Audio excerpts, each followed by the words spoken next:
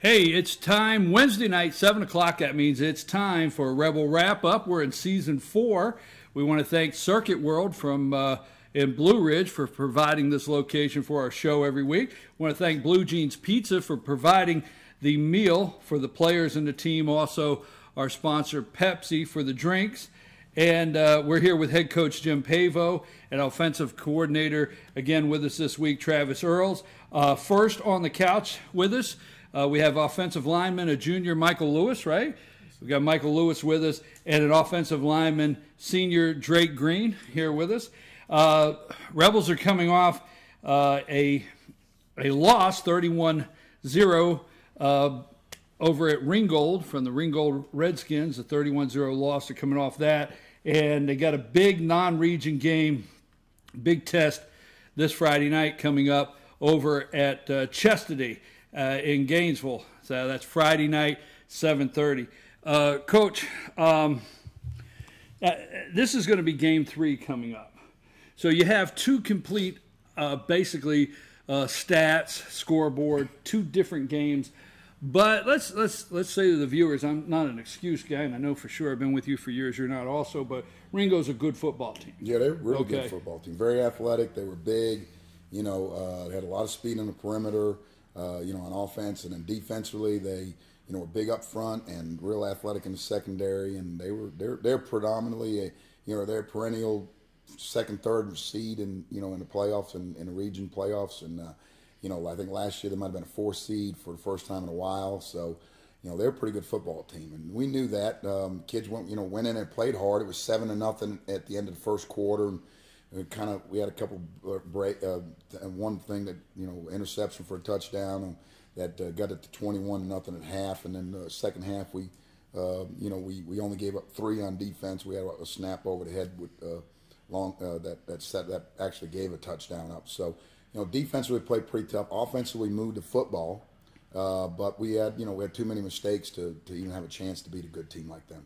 Before we get into the offense, Coach Earls, I got one more question for you on that.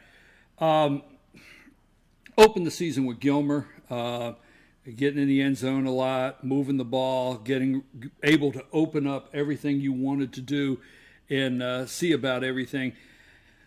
Obviously, I'm not saying it's ever good to have a loss, so I'm not going there. Right. But after a game like that and a game like Ringgold, does this kind of bring you into where you're able to go in and say, okay, guys, it's time to play football. You've seen a team that is struggling this year, that things went well, and you went and played a very competitive team.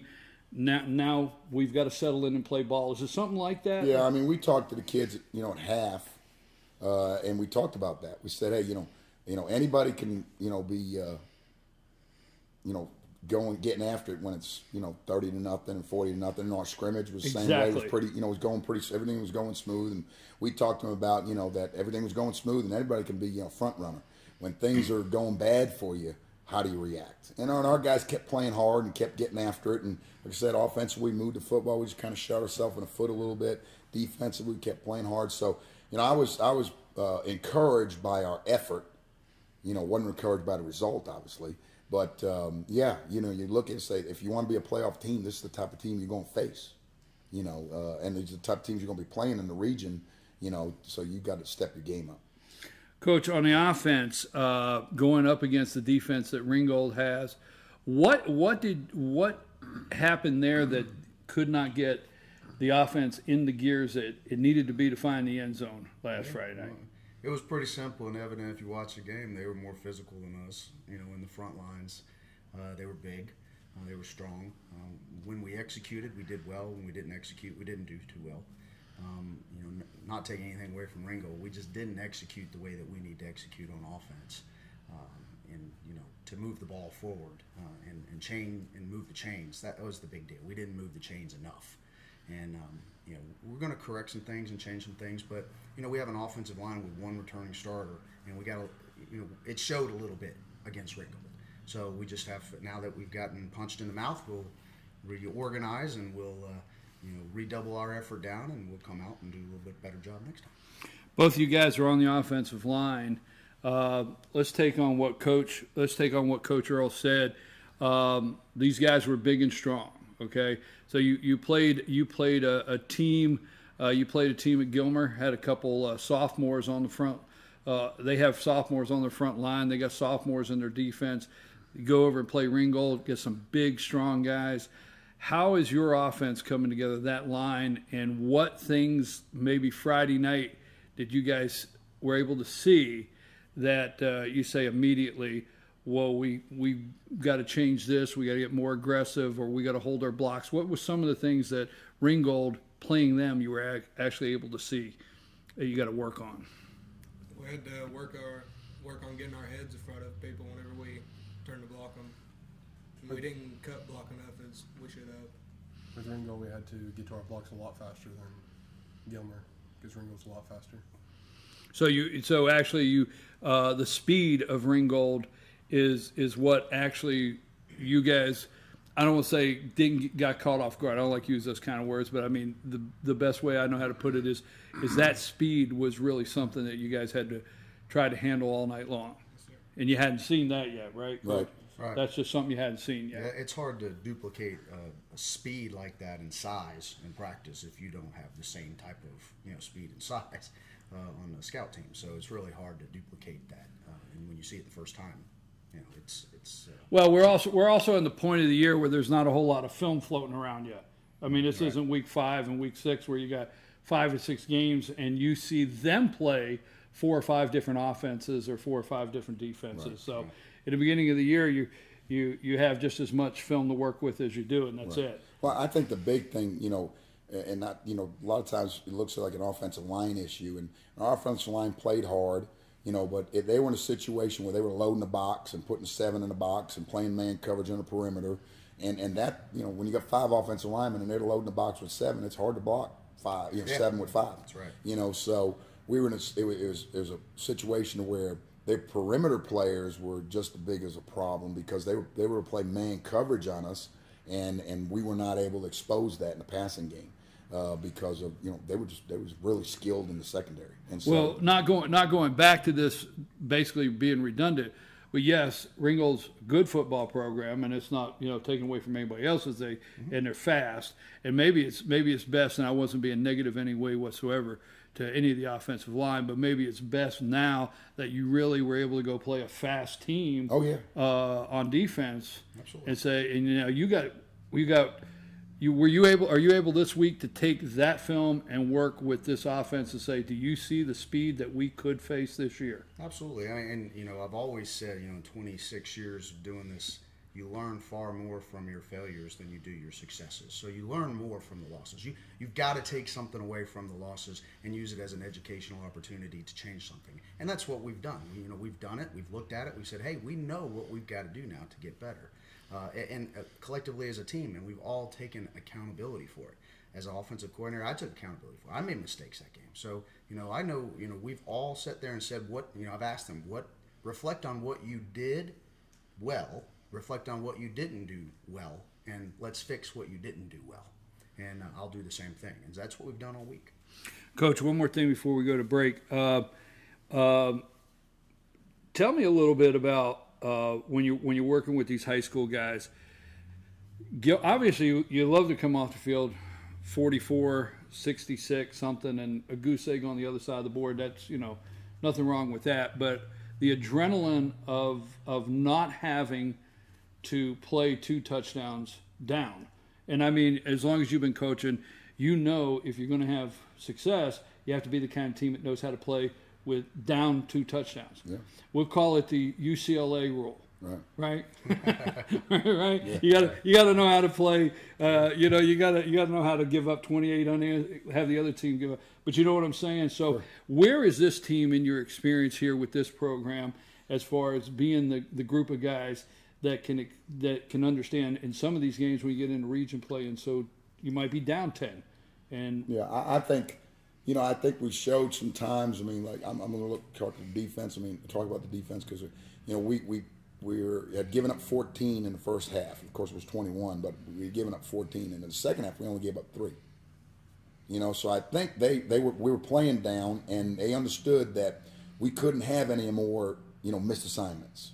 We couldn't give up big plays because if we started giving up more points. Now we're putting our offense in a situation where we're saying, hey, you got to score 4 or 5 times for us to win. You know, we tried to keep it to where we're in a situation where, you know, if they could get the ball moving, have an opportunity, and they could score a couple times, it put us right back in the game. And so I felt defensively kind of rise their play, and I think they understood how to play from behind. So that was encouraged there, with that. Offensively, it's one of those where I thought the kids kept playing hard, and it just didn't quite click. And that's that's I don't want to say that's okay, but that we learn from that and we move on. It's kind of one of those things where they'll get in that situation possibly in the future, and now all of a sudden they'll keep playing hard like they had played really hard, but now all of a sudden it'll click. We won't get that penalty that stops a drive, or we won't get that missed assignment that you get a tackle for loss, and now all of a sudden instead of it being 3rd and 3, it's 3rd and 8. And so I was encouraged by the effort. And I guess that's the basic thing I can say. I was encouraged by the effort of the players. Michael, before we go to break, and we get our next 2 guests in here, I ask every week, every individual player, when you came to practice Monday, what did you say I can work on? I personally need to work on. I took away Friday. I need to go work on, get better at. What do you feel your focus needs to be this week? I feel like I need to... Oh, sorry, Michael. Sorry. I felt like I was talking to him for a minute. I'm sorry. Go ahead. I felt like I needed to get my head across more whenever I was running, and need to get downfield and block to the linebackers more. Drake, what about you? What was that for you that you said when I get there Monday, I can work harder, I can do better, I want to work on? Just to fire off the ball faster and get to my block faster. Coach, let me before we do take this break, like he was saying, I don't want to keep referring back to game 1, but game 1 you did not see the challenges from a defense like the other night, like bringing up 7 in the box. I mean, did you see some of the major challenges that you have to deal with? What are 2 or 3 of the biggest challenges that you guys seen for the first time this year, Friday night, that you got to address with your offense? Sure. Well, it's a really good question, but our biggest challenge right now is to get the ball downfield and spread it out in the passing game. I think what happened was in the Gilmer game, we were successful running the ball. Ringgold saw that, and they game planned well for it. They loaded that box. And we were not very successful getting the ball out on the perimeter the way we should. We threw a few out there. We got some screens going. We were mildly successful, but not as successful as we need to be. So we need to game plan for that and make sure that we can get the ball outside on the perimeter in the passing game. Okay, we're going to take a brief break, and when we come back, we're going to have 2 more Rebels on the couch here, 2 more guests. We want to thank Circuit World in Blue Ridge. We're at Circuit World in Blue Ridge. We want to thank Blue Jeans Pizza for the meal tonight and Pepsi for the drinks. And we'll be back right after these messages and talk about Chestatee this coming Friday night.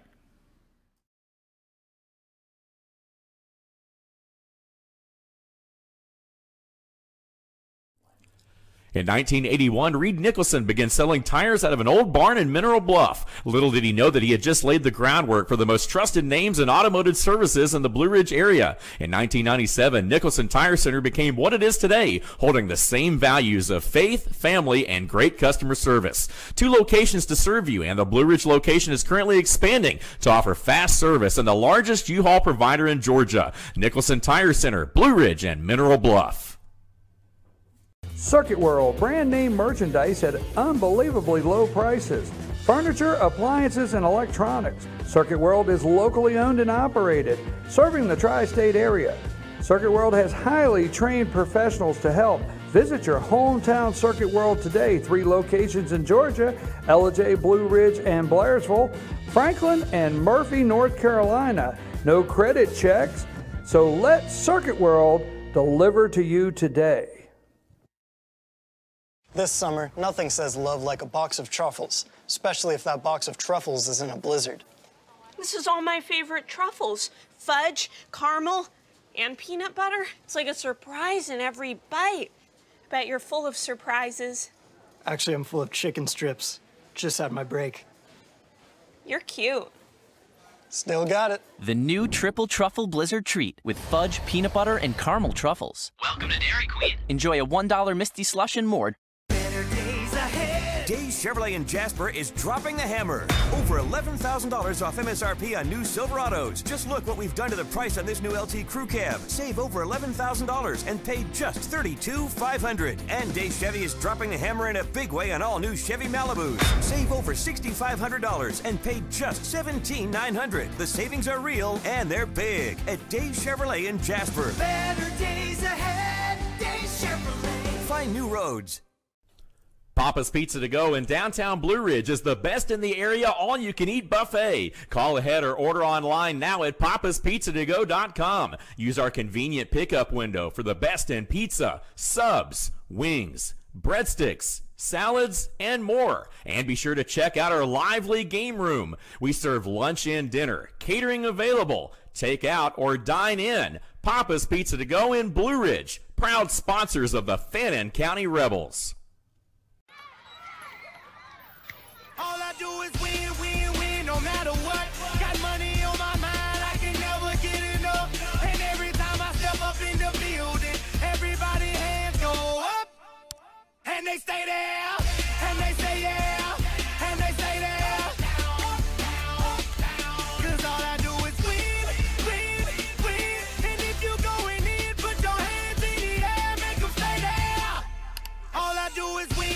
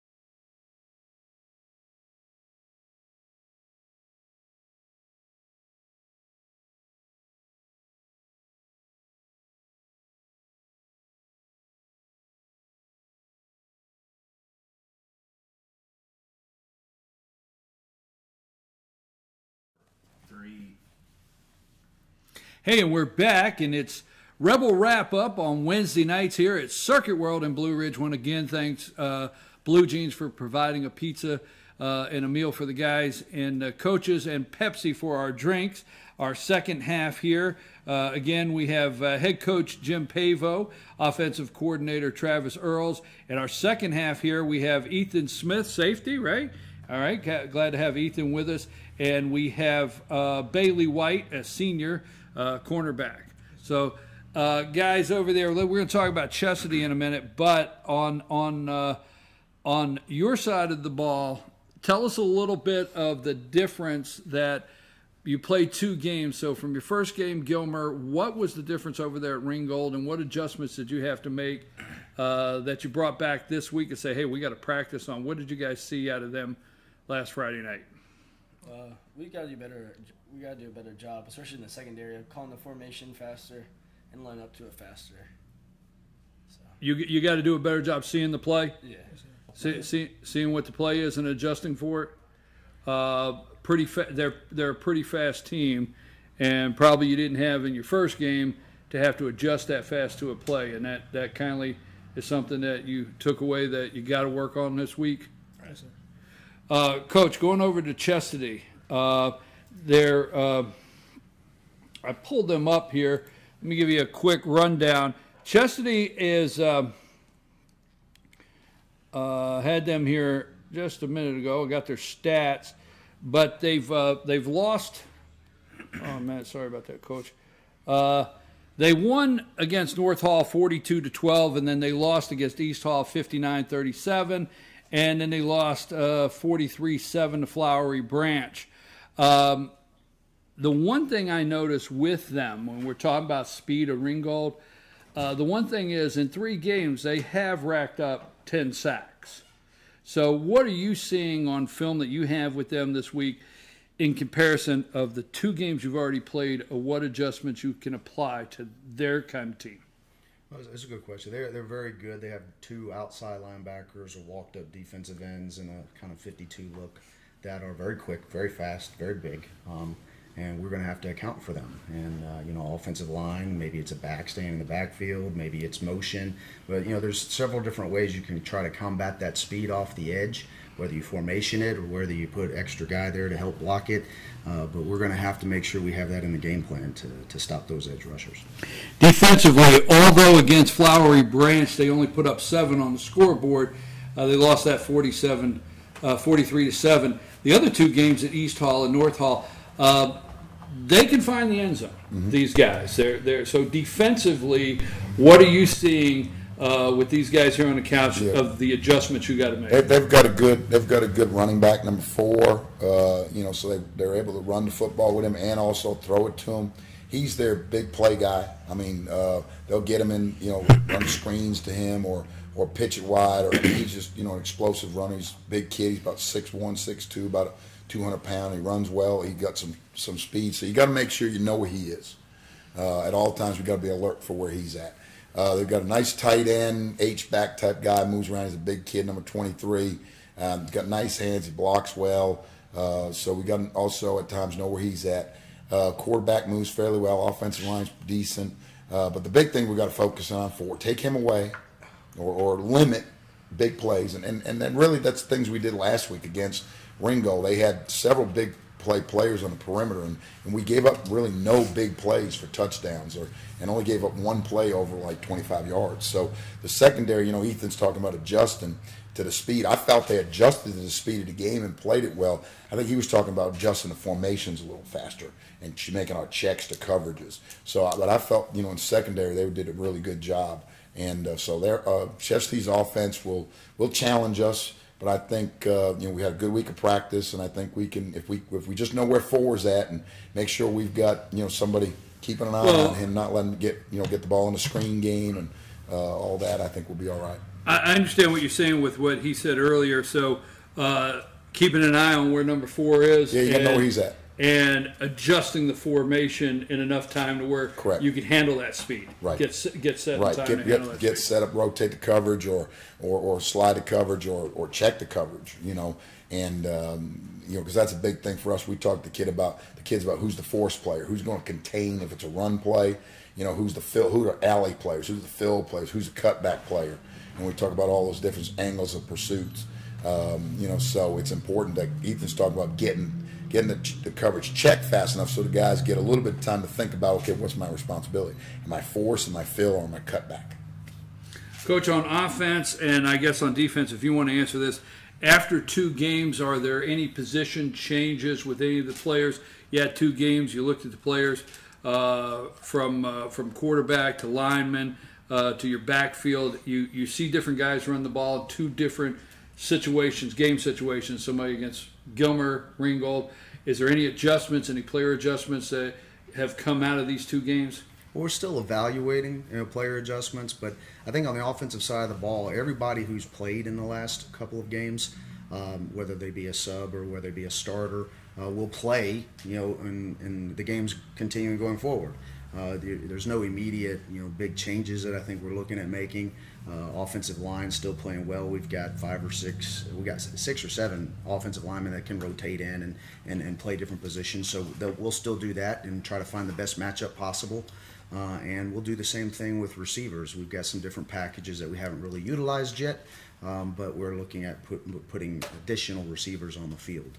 Coach, let me ask you that because obviously once you get up to region play, some of these things in these non-conference games is getting your players to find their home. And obviously in high school football, we support all these young men, but every year the level of guys that come back, some of them it takes a game or two and you find a home for them, or they show themselves that they want a home in a position. So are you starting to see that this year in the team, to where when you get up to region play, all your guys have found a home and you're pretty solid?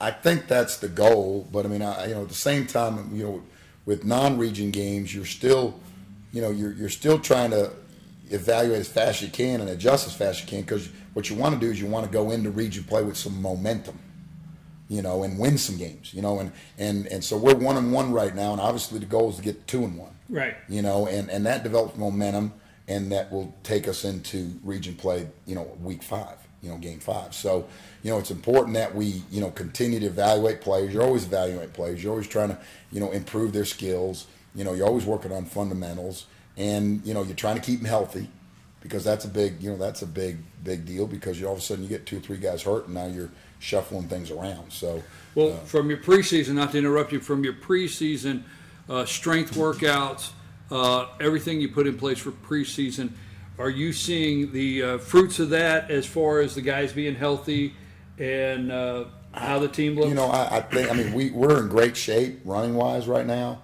We had a great off-season weight program and summer weight program. We're continuing to lift.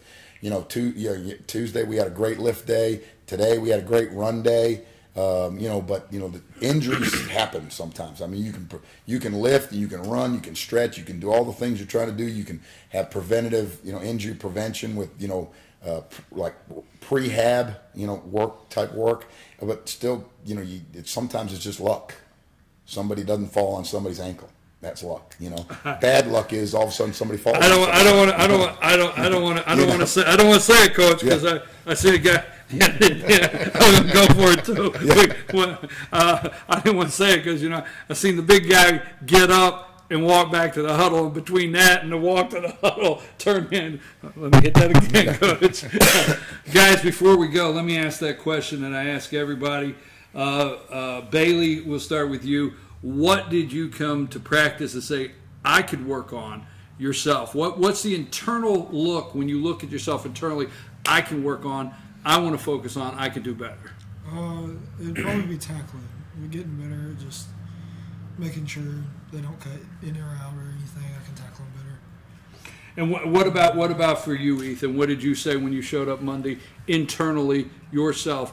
Personally, what could you work on to get better this week?